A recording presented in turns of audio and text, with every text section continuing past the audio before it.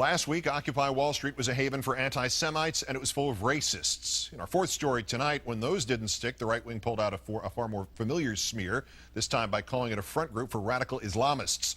Starting in Occupy Orlando, where conservative activist Tom Trento is claiming that the peaceful movement is in fact backed by violent fundamentalists. Be aware, we have Islamic Sharia-compliant involvement now in these Occupy Wall Street, Occupy Orlando, Occupy events. Serious transition in a bad direction.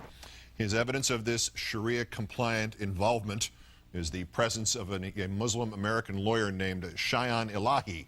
Mr. Elahi is a legal observer for the movement, also the affirmative action chair for the local Democratic Party.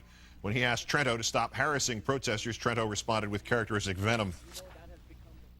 Go ahead, just don't push things into people's faces. We can do whatever we want. Well, don't push it into people's faces. We're going to tell the cops. Don't tell them whatever you want.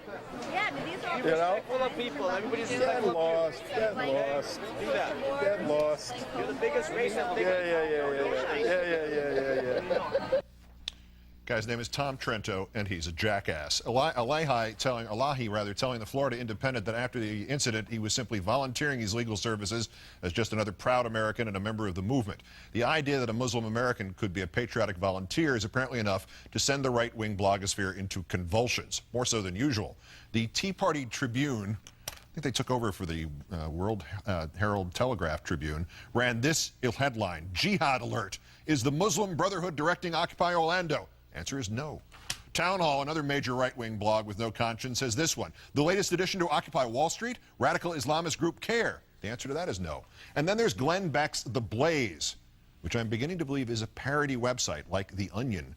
It offered this insightful analysis. They say one can tell a lot about people by the company they keep. What does the Council for American Islamic Relations endorsement of Occupy Wall Street tell us about the Occupy protesters? That you should remember that things with the word Islamic in it are not necessarily bad. No, I'm sorry, I got it. That I should buy more gold.